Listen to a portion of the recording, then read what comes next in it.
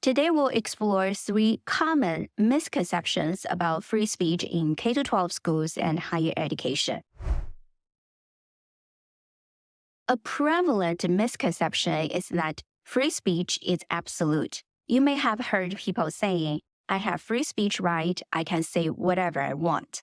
In educational settings, the First Amendment's protections are balanced against the school's duty to maintain a safe and orderly learning environment.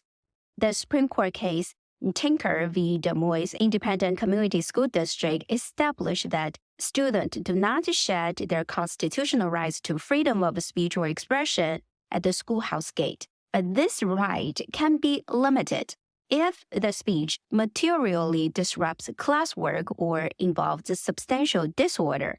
The key is balancing the individual's right to free speech with the collective need for a safe and orderly learning environment.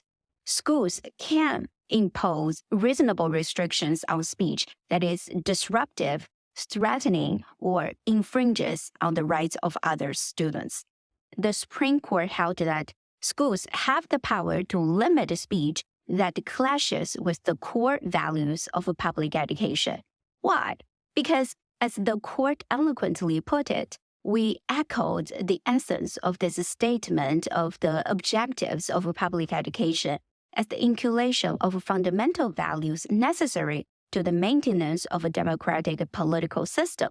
Those fundamental values of habits and manners of civility essential to a democratic society must, of course, include tolerance of divergent political and religious views, even when the views expressed may be unpopular. But those fundamental values must also take into account consideration of the sensibilities of others, and in the case of a school, the sensibilities of fellow students. The undoubted freedom to advocate unpopular and controversial views in schools and classrooms must be balanced against the society's countervailing interest in teaching students the boundaries of socially appropriate behavior. Even the most heated political discourse in a democratic society requires consideration for the personal sensibilities of the other participants and audiences. This ruling is a powerful statement about the role of schools in shaping the fabric of our democratic society. It's about teaching the young minds not just to speak freely, but to do so with respect for others, understanding the boundaries of what's socially acceptable. This case stands as a testament to the delicate balance between individual rights and collective responsibilities in the educational sphere. In another case, Morse v. Frederick, the Supreme Court further clarified the scope of school authority over student speech. The court held that schools could restrict student speech at a school-sponsored event when that speech is viewed as promoting illegal drug use. Well, students have free speech rights. Those rights are not absolute and can be limited in certain contexts. This is particularly true when the speech in question is seen as promoting illegal activity or contravening the educational mission of the school, which includes educating students about the dangers of illegal drugs and discouraging their use. It's often misunderstood that academic freedom allows educators to discuss any topic, regardless of relevance to the curriculum. The concept of academic freedom is often interpreted as granting educators the liberty to discuss a wide range of topics in the classroom. However, this freedom is not without boundaries, especially when it comes to the relevance of the material to the curriculum and the responsibilities of educators as public employees. In Garcetti v. Ceballos 2006, the Supreme Court addressed the broader issue of free speech rights for public employees. The court held that when public employees, including teachers and professors, make statements as part of their official duties, they are not doing so as private citizens under the First Amendment. As a result, their speech in this context does not receive the same level of protection from employer discipline as their speech outside of their duties. The Garcetti decision implies that if a teacher's classroom speech, for example, lectures and discussions, is deemed inappropriate or irrelevant to the curriculum, it may not be protected under the First Amendment. This means that schools and educational institutions have the authority to set standards and expectations for classroom content. Educators need to balance the rights of teachers to academic freedom with their responsibilities as educators and public employees. When public employees, like teachers, professors, or government employees, speak as part of their job and perform their professional duties, they are not speaking as private citizens with First Amendment protections. This means that the Constitution does not protect their job-related speech from being subject to discipline by their employer. If you are a public employee, your free speech rights are limited while you are on the job. This misconception arises from misunderstanding the different legal and developmental contexts between higher education and the K-12 settings. Public colleges and universities are environments for adults, where there is an expectation of a higher level of discourse, critical thinking, and academic freedom. By contrast, K-12 schools cater to minors, and the educational focus is more on foundational learning and social development. The Supreme Court has established different standards for free speech in K-12 schools compared to higher education institutions. For example, in the Ticker case, the Supreme Court allowed for the restriction of student speech in K-12 schools if it causes a substantial disruption. However, this substantial disruption standard is generally not applied as stringently at the college level, where there is a greater emphasis on open debate and academic freedom. In higher education, academic freedom is a special concern of the First Amendment, which does not tolerate laws that cast a pall of orthodoxy over the classroom. In universities, where the exchange of diverse and sometimes controversial ideas is fundamental to the educational process and the advancement of knowledge, academic freedom is less applicable in the K-12 context, where the curriculum and the discourse are more controlled and tailored to the age and maturity of the students.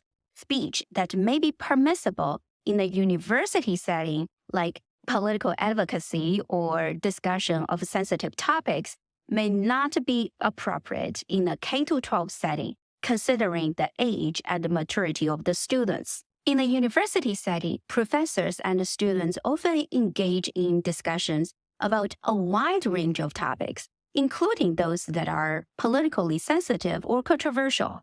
For example, a university lecturer may critically analyze political ideologies or discuss sensitive social issues. K-Ishan v. Board of Regents, 1967, is a landmark Supreme Court case that significantly influenced the understanding and application of academic freedom in higher education.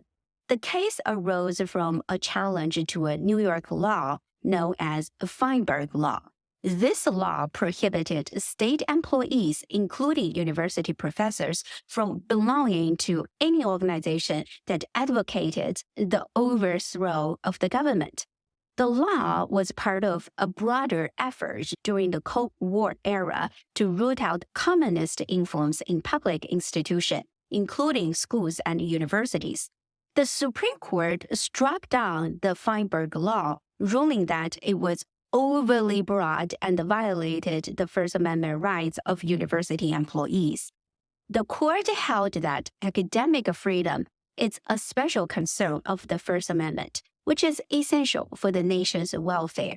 The court noted that the classroom is peculiarly the marketplace of ideas. The nation's future depends upon leaders trained through wide exposure to that robust exchange of ideas, which discovers truth out of a multitude of tongues rather than through any kind of authoritative selection. The Keynesian decision established a precedent that higher education serves as a forum for more advanced and diverse ideas, which is less applicable in K-12 settings. After clarifying 3 misconceptions of free speech, I need to talk about the contentious relationship between free speech and hate speech.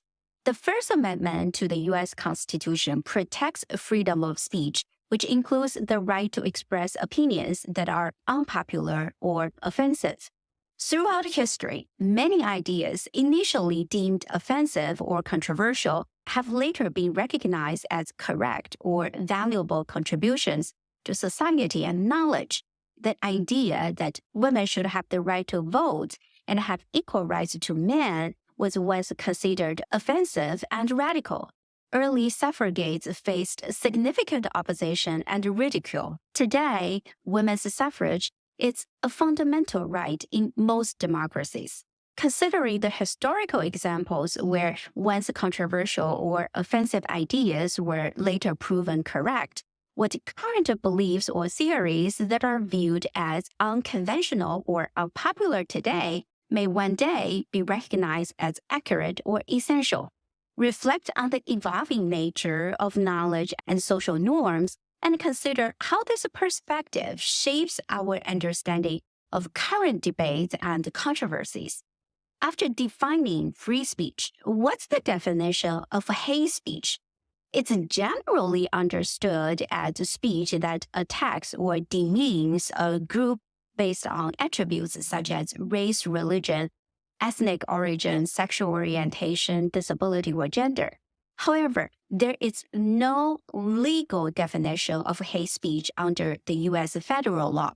This is primarily due to the broad protections afforded by the First Amendment, which provides protections over a wide range of expressions, including those that are offensive, unpopular, or distasteful, unless the speech crosses into the unprotected categories, such as threats of violence, incitement to imminent lawless action, and certain types of obscenity. The speech is generally protected. Defining hate speech in legal terms is challenging because it involves subjective judgments about what constitutes hate and which group should be protected. Imagine a scenario where a political activist makes a passionate speech criticizing a government policy. Some listeners may perceive this as insightful criticism, while others could view it as hateful rhetoric against the government. This example highlights the subjective nature of what constitutes hate and the difficulty in legally defining hate speech without encroaching on legitimate political expression. The U.S. Supreme Court has consistently ruled that laws and regulations that suppress speech solely because it is offensive or disagreeable are unconstitutional. In r.a.v. versus City of St. Paul, 1992, St. Paul, Minnesota had an ordinance which prohibited the display of symbols that arouse anger, alarm, or resentment in others on the basis of race, color, creed, religion, or gender. The case was brought by a teenager, referred to in court documents as r.a.v., who was charged under this ordinance for burning a cross on the lawn of an African-American family. The Supreme Court, in a unanimous decision, ruled that the St. Paul Ordinance was unconstitutional.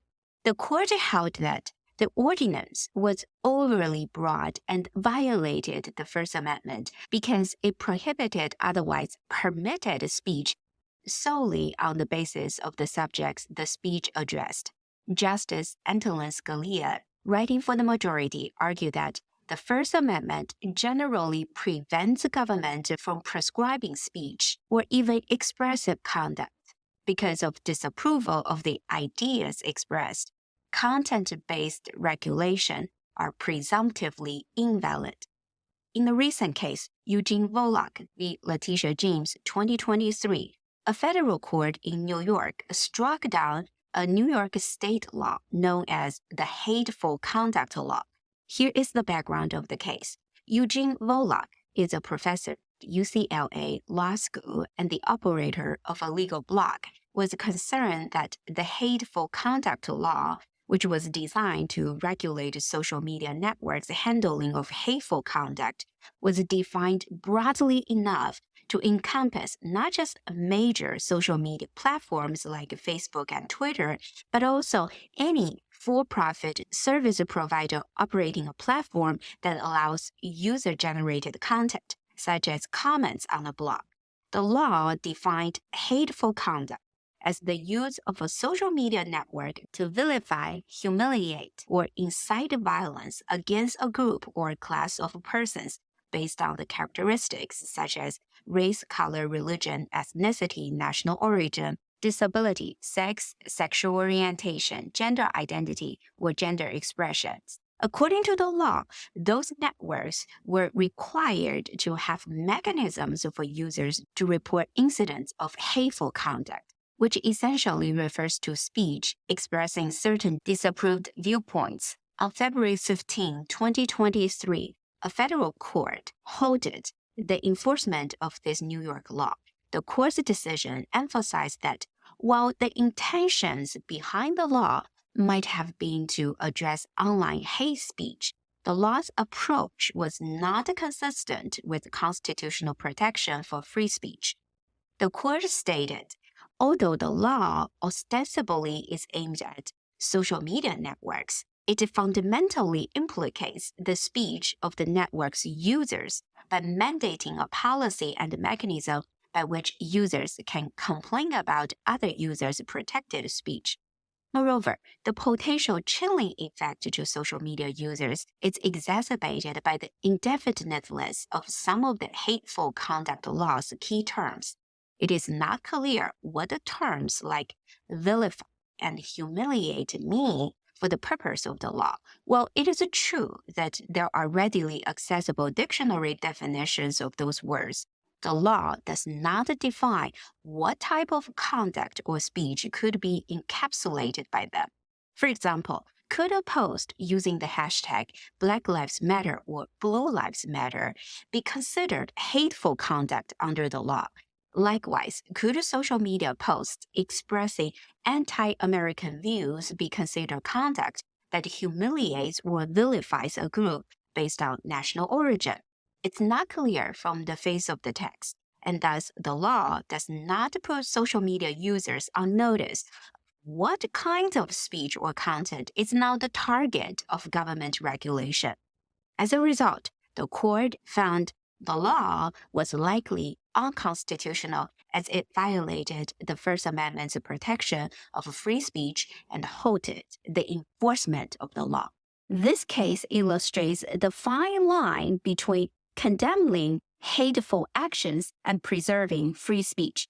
The U.S. legal system tends to err on the side of protecting speech to avoid the risk of censorship or the suppression of free expression.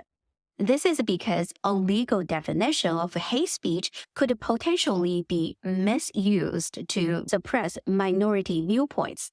Consider a hypothetical law that bans speech deemed offensive to a particular group. Such a law could be used to silence critics of that group, even when the criticism is valid or necessary for public debate. This scenario demonstrates the risk of legal definitions of hate speech being used to suppress important social discourse. While hate speech is protected as a legal right, it can also create a hostile environment, which can be particularly problematic in educational settings, workplaces, and public forums. How do we tackle hate speech in a society that values free expressions?